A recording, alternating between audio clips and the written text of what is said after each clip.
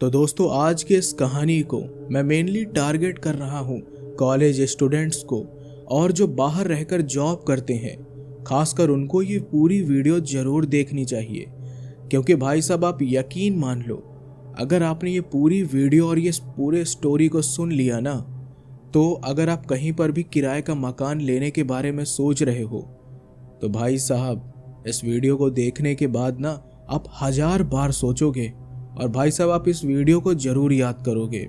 तो ये कहानी है मेरे दोस्त अरुण की, और ये बिल्कुल सच्ची घटना है।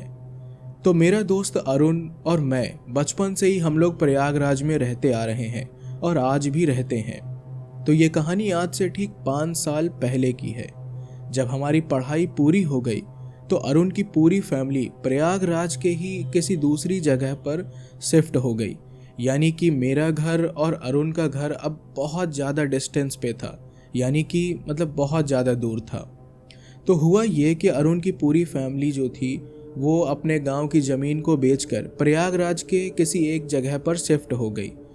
अब अरुण ने भाई मना किया है कि यार सूरज भाई, आप प्लीज़ उस जगह का नाम मत लेना भाई, कुछ प्राइवेसी के चलते और कुछ भाई पर्सनल इश्यूज होंगे, उनके चलते मैं वो जगह का जो नाम है वो रिवील नहीं कर सकता। तो अरुण के पापा ने जिस जगह वो मकान खरीदा था, उसके आसपास का जो नज़ारा था, मतलब कि उस घर के आसपास ना कोई भी घर नहीं था। उनके घर से काफ़ी दूर दूर के डिस्टेंस पे, यानी काफ़ी डिस्टेंस पे दूसरे घर थे। यानी कि अगर आप सोचो कि भाई पड़ोसी पड़ोसी साथ में हो, तो ऐसा कुछ भी नहीं था। और अरुण के पापा को ना वो घर जो खरीदना था वो इसलिए क्योंकि एक तो वो शांत जगह पर था, प्लस वो मकान बहुत बड़ा था, और तीसरी चीज़ कि वो बहुत ही सस्ते दाम में मिल रहा था। इसलिए अरुण के पापा ने सोचा कि भाई इससे बढ़िया मकान तो मुझे मिल ही नहीं सकता। वो 2 फ्लोर का मकान था। अब अरुण की पूरी फैमिली में अरुण के पापा, अरुण की मम्मी, अरुण का छोटा भाई और अरुण, ये 4 लोग पूरी फैमिली में रहते थे। तो अरुण के पापा ने सोचा कि भाई इस मकान में हम लोग 2nd फ्लोर में किसी किराएदार को बसा देंगे और नीचे वाले फ्लोर पे हम लोग रहेंगे। इससे भाई उनको अकेलापन भी नहीं महसूस होगा। इसके ठीक कुछ दिनों के बाद अरुण के पापा ने एक फैमिली को ऊपर का फ्लोर किराए पर दे दिया। उस फैमिली में एक अंकल, आंटी और उनकी एक 13 या 14 साल की एक बेटी थी। ये 3 लोग ऊपर किराए के मकान में रहते थे। लेकिन अरुण ने बताया कि उस फैमिली को ना मतलब कुछ दिनों से बहुत ही अजीब सी आवाज़ें सुनाई देती थी। उन फैमिली वालों के अकॉर्डिंग ना 2:15 पे, ठीक रात को 2:15 पे उन्हें कुछ अजीब सी आवाज़ें सुनाई देती थी, जैसे कि कोई छत पे कूद रहा है, कोई हंस रहा है। उन्होंने 2 से 3 दिन तक इन आवाज़ों को इग्नोर किया, लेकिन जब ये आवाज़ें डेली सुनाई देने लगी तो ना अब वो थोड़ा सा उनको डर लगने लगा। उनको लगा कि ये कौन है जो इतनी रात को ये आवाज़ें निकाल रहा है, कोई बच्चा हंस रहा है, कोई कूद रहा है। तो कभी ऐसा लगता कि बहुत सारे लोग उस छत पर बैठ के कुछ बातें कर रहे हैं बहुत ज़ोर ज़ोर से, कोई मार पीट कर रहा है ऊपर। कभी जो छत का जो दरवाज़ा है उसको कोई बंद कर रहा है, कोई खोल रहा है। तो ना उन्होंने 1 से 2 बार देखने की कोशिश भी की, लेकिन उन्हें कोई भी नहीं दिखाई दिया। अब वो थोड़ा परेशान हो गए, तो ये बात उन्होंने अरुण के पापा से कही। तो अरुण के पापा ने कहा, अरे नहीं भाई साहब, ऐसा तो कुछ भी हमें नहीं सुनाई दे रहा है। तो उन्होंने कहा कि भाई हो सकता है कि कहीं आपके बच्चे ही रात को छत पे ना जाते हो। तो उन्होंने कहा कि अरे ये कौन सी बात हुई, हम लोग तो खाना पीना खा के अपना ज़्यादा से ज़्यादा 10:30 या 11 बजे तक हम लोग सो जाते हैं, और भाई मेरे बच्चे रात को 2 बजे, आप बोल रहे हो 2 बजे वो छत पर क्यों जाएंगे। तो उन्होंने कहा भाई हो सकता है कि ये आपका वहम हो। तो उस किराएदार को भी लगा कि यार हो सकता है, बट क्या है ना कि अरुण के पापा जो थे वो अंधविश्वासी टाइप के थे, इसलिए उन्होंने इस बात को इग्नोर कर दिया। तो किराएदार ने भी सोचा कि चलो भाई ठीक है, कोई बात नहीं। इसी तरह 1 से 2 दिन कुछ भी नहीं हुआ। लेकिन तीसरी रात उस अंकल को ना फिर से वही आवाज़ सुनाई दी, यानी उनके किराएदार को। और इस बार ऐसा लगा कि कोई बच्चा जोर जोर से कूद रहा है छत पे।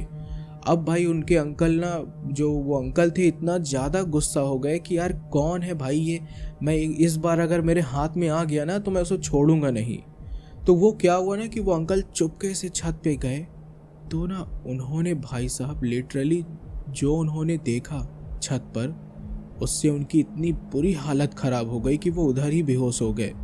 असल में उन्होंने देखा क्या कि एक छोटी हाइट का लड़का, या फिर आप कोई बौना था, वो बौना लाल कलर की टोपी पहनकर और पूरी बॉडी एकदम, मतलब कि कोई भी कपड़ा नहीं था उसकी बॉडी पे, बस उसने लाल कलर की टोपी पहनी थी और उसका पूरा चेहरा ब्लैक था। यानी उस अंकल को ना उसका चेहरा ही नहीं दिखाई दे रहा था। और भाई साहब जब उस लड़के ने कूदना स्टार्ट किया ना, इधर से उधर भागने लगा, कभी वो उनके कंधे पे आके बैठ जाता तो कभी हंसने लगता। अब अंकल जो थे उनकी हालत इतनी बुरी तरह से खराब हो गई कि वो उधर ही बेहोश हो गए। लेकिन जब अगली सुबह उनकी आंख खुली तो वो अपने बिस्तर पर थे। देखा कि भाई अरुण के पापा और सभी लोग खड़े थे। पूछे कि क्या हुआ, तो वो होश में आते ही बोले कि मुझे इस मकान में नहीं रहना है, ये भूतिया मकान है, आप लोग मानो या ना मानो इस घर में भूतों का साया है। ये सुन के अरुण को और अरुण के पापा को लगा कि भाई ये आदमी बोल क्या रहा है। तो उसने कहा आप लोग मेरी बात का यकीन करो या ना करो, लेकिन मैं इस मकान में नहीं रहना चाहता। तो अरुण के पापा ने कहा भाई साहब आप पहले बताओ तो सही कि क्या बात है। फिर उसने उस रात का वाकया बताया, जिसे सुनने के बाद अरुण को भी यकीन नहीं हुआ। वो बोला कि मैं इस जगह पे रहना ही नहीं चाहता। फिर उसकी पूरी फैमिली वहाँ से चली गई, मतलब कि वो किराएदार वहाँ से चला गया। अब उस मकान में केवल अरुण और उसकी पूरी फैमिली ही रहते थे। कुछ दिनों के बाद अरुण को भी और उसकी फैमिली को भी वही आवाज़ सुनाई देने लगी। अब तो भाई उस अरुण को भी शक होने लगा था कि यार कहीं वो किराएदार जो थे वो सही तो नहीं बोल रहे थे, कहीं हमारे घर में सच में तो भूत प्रेत नहीं है। तो उसने ना अपने पापा से ये बात बोली। तो अरुण के पापा ने कहा कि तुम लोगों का ये वहम है, ठीक है, तुम लोग ये जो फालतू की बातें कर रहे हो कि यहाँ पे भूत है प्रेत है, भाई हमें फलाना आवाज़ सुनाई दिया। वो एक तो वो जो पागल किराएदार था वो भी बता रहा है कि उसने किसी भूत को देखा, अब तुम लोग ऐसी फालतू बातें कर रहे हो। मैं कह रहा हूँ ना कि ये जो तुम लोग हॉरर स्टोरीज सुनते हो, हॉरर मूवीज़ देखते हो, ये सब उसी का असर है। तो ये फालतू बातें बंद करो और चुपचाप जाके सो जाओ। अब अरुण ने भी यही चीज़ जब भाई सुना कि यार उसके पापा फालतू में इतना गरमा रहे हैं, उनकी बातों का कोई यकीन ही नहीं कर रहा है, तो वो सब चुपचाप सोने चले गए। फिर अगले दिन क्या हुआ कि अरुण की मम्मी घर की साफ सफाई कर रही थी। तो सफाई करते करते वो बरामदे के पास पहुंची, और बरामदे के पास एक बड़ा सा ना एक पेड़ था उनके घर के आंगन में। उन्होंने वहाँ पर देखा कि उस पेड़ के नीचे उन्हें ब्लैक मैजिक में जो यूज़ होता है वो सारे सामान वहाँ पर पड़े हुए थे, जैसे कि खून, चाकू और क्या बोलते अंडा, दिया और पता नहीं काजल वगैरह, और भी पता नहीं क्या क्या तामझाम वहाँ पे पड़ा हुआ था। तो अरुण की मम्मी ने जब ये देखा ना तो उन्होंने किसी से भी नहीं ये बात नहीं बताई कि भाई हो सकता है कि कहीं अगर मैं ये बात बताती हूँ तो बच्चे डर जाएं या फिर उन्हें उनकी बातों पर यकीन ही ना हो। तो उन्होंने ये बात छुपा ली। और फिर अरुण और उसके छोटे भाई ने जो देखा तो उन लोगों को यकीन ही नहीं हुआ। अरुण ने बताया कि सूरज भाई, एक दिन ऐसे ही मैं और मेरा भाई हम दोनों ऐसे बैठे हुए थे, तो शाम का वक्त था, अंधेरा हो गया था, शाम से ज़्यादा ही हो रहा था। तो हुआ ये कि उस टाइम रात के वक्त ना उसके पापा जो पीछे वाला जो है आंगन जो बोलते हैं उसको, पीछे साइड का एरिया जो था, वहाँ पे जो वही पेड़ के नीचे, यानी कि जहाँ अरुण की मम्मी ने उस काले जादू का सामान देखा था, ठीक उसी पेड़ के नीचे अरुण के पापा दारू की बोतल और कुछ खाने पीने का सामान लेकर उस पेड़ के पीछे जाकर रख देते हैं। अरुण और अरुण के भाई ने ये चीज़ देख लिया। उसके बाद क्या हुआ कि अरुण नोटिस करता है कि 2 से 3 दिन वो इस चीज़ को देखता है, तो वो सोचता है कि भाई चलो होगा शायद कूड़ा वगैरह। लेकिन जब वो अपने पापा को ना डेली देखता है कि उसके पापा डेली उस पेड़ के पीछे ले जाकर दारू की बोतल और खाने पीने का सामान वहाँ रख के आ जाते हैं। लेकिन जब अरुण से ये चीज़ बर्दाश्त नहीं हुई तो उसने अपने पापा से पूछ ही लिया कि पापा आप ये बताओ यार, ये दारू की बोतल और ये खाने पीने का सामान आप उस पेड़ के पीछे क्यों रखते हो। लेकिन जब अरुण ने ऐसा सवाल किया तो अरुण के पापा ना थोड़ा सा गड़बड़ा गए। तो उन्होंने कहा, अरे बेटा वो क्या है ना कि रोज रात को एक बेचारा गरीब सा भूखा आदमी आता है, तो उसको खाने के लिए मैं उसी पेड़ के नीचे वो उसका सामान रख देता हूँ। अरुण ने मन में सोचा कि यार ऐसा कौन सा भिखारी है जो कि भीख में शराब पीता है। तो अब भाई अरुण ने ऐसा फिर वो मन में सोचा और फिर बोला कि अरे हटाओ यार, अब पता नहीं क्या होगा। तो अरुण के पापा ने मतलब बात पूरी नहीं की। अरुण के पापा ने पहले ही बोला, अच्छा ठीक है जाओ, मुझे बहुत नींद आ रही है, मैं सोने जा रहा हूँ। इसके बाद अरुण भी और उसकी पूरी फैमिली सोने के लिए चले गए। लेकिन रात को फिर से उन्हें वही आवाज़ सुनाई देने लगी, कहीं कोई दौड़ रहा है, भाग रहा है। यानी यार कुल मिला के अरुण को और अरुण के भाई को, अरुण के मम्मी को ये सारी पैरानॉर्मल चीज़ें सुनाई दे रही थी। लेकिन अरुण के पापा जो थे वो ये मानने को तैयार ही नहीं थे कि उनके घर में ऐसी ये पैरानॉर्मल चीज़ें या एक्टिविटी हो रही है। वो बस यही कहते कि ये तुम लोगों का भ्रम है, इमेजिनेशन है, तो पता नहीं क्या क्या बोल के बात को वो टालते थे। फिर इसी तरह एक रात जब पूरी फैमिली सो रही थी तभी उन्हें किसी के चीखने चिल्लाने की आवाज़ सुनाई दी, और ये आवाज़ अरुण के पापा की थी। जब वो सभी उठे तो अरुण और उसकी मम्मी और उसका भाई दोनों तीनों भागते हुए जब गए तो वो आवाज़ ना ऊपर वाले कमरे से आ रही थी। यानी कि जिस किराए के मकान में वो रहते थे उसी मकान मतलब कमरे से वो आवाज़ आ रही थी। भागते हुए जब अरुण और उसकी पूरी फैमिली जब गए तो देखा कि अरुण के पापा जिस कमरे में थे वो ना पूरा तहस नहस था। दारू शराब की बोतल इधर उधर टूटी फूटी थी और अरुण के पापा बहुत ही बुरी हालत में ज़मीन पर गिरे हुए थे। ये देखकर अरुण की मम्मी की चीख निकल गई। लेकिन अरुण ने किसी तरह अपने पापा को संभाला और उन्हें बिस्तर पर ले जाकर लिटा दिया। थोड़ी देर के बाद जब उन्हें होश आया तो अरुण ने पूछा कि पापा क्या हुआ, आप इस तरीके कैसे आपकी ये हालत हो गई। लेकिन अरुण के पापा के चेहरे को देख के साफो साफ पता चल रहा था कि वो किसी चीज़ से ना बहुत बुरी तरह से डरे हुए हैं। तो उन्होंने बस इतना कहा कि मैं ये तुम्हें कल सुबह बताऊंगा। इतना बोलकर वो फिर से आंख बंद करके लेट गए।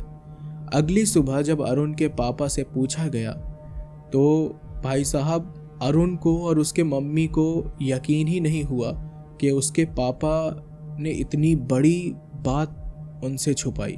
दरअसल उनके घर में ये जो आवाज़ें सुनाई दे रही थी अरुण के पापा को ये पहले से ही पता थी।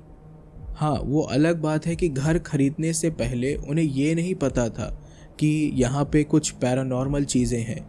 लेकिन घर खरीदने के बाद उन्हें पता चला कि यहाँ पर कुछ ऐसी एंटिटीज़ रहती हैं जो कि बहुत ही ज़्यादा खतरनाक है। लेकिन अरुण के पापा ने उनकी पूरी फैमिली से ये बात छुपाई।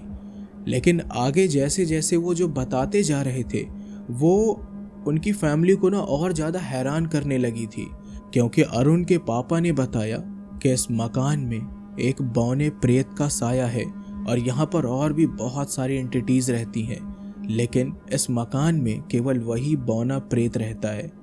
तो अरुण के पापा से उस बौने प्रेत ने एक मांग रखी कि वो इस मकान में रहेगा और अरुण के पापा को मतलब कि ऐसी ऐसी चीज़ें करनी होंगी जो कि अरुण ने और उसके भाई ने उस रात जो देखा था कि उसके पापा रोज़ डेली पेड़ के नीचे वही शराब और कुछ खाने पीने का सामान ले जाते थे।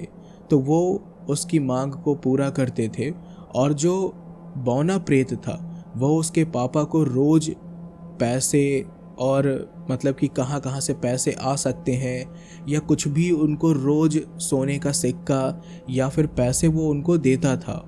तो अरुण के पापा ने बताया कि जो भी पैसे इतने दिनों तक उस बौने प्रेत ने दिया उन्होंने क्या किया ना उन पैसों को उन्होंने अपने बैंक अकाउंट में उसको सेव करके रखा हुआ है।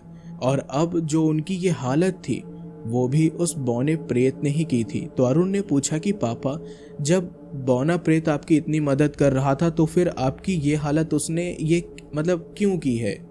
तो अरुण के पापा ने बताया कि वो बौना प्रेत जो है वो धीरे धीरे ना उसकी डिमांड अब बहुत ज़्यादा होने लगी थी और उसने कल रात ऐसी डिमांड रखी जिसे मैं पूरा नहीं कर पाया। तो अरुण ने पूछा कि ऐसी कौन सी डिमांड थी। तो अरुण के पापा ने बताया कि उस बौने प्रेत ने पिछली रात मुझसे ये कहा कि तुम अपने सबसे छोटे बेटे का शरीर का मांस मुझे ला कर दो। अब इस चीज़ को मैंने मना कर दिया तो उस बौने प्रेत ने मेरी ये हालत कर दी। लेकिन अब अरुण के पापा ने लास्ट में वो बताया जिसे उन्हें ये चीज़ बतानी ही नहीं चाहिए थी। उन्होंने ये बताया कि उस बौने प्रेत ने मुझसे ये शर्त रखी थी कि तुम मेरे बारे में किसी से कुछ भी नहीं बताओगे, और अगर तुमने बताया तो सोच लेना उस दिन तुम्हारा आखिरी दिन होगा। अब ये चीज़ उनकी फैमिली को पूरी तरह से डरा कर रख दिया था। अरुण को भी डर लग रहा था कि अब वो बौना प्रेत न जाने क्या करेगा। फिर क्या हुआ कि उन्होंने किसी पंडित को और तांत्रिक को बुलाया, लेकिन वो सब ना ढोंगी ही थे।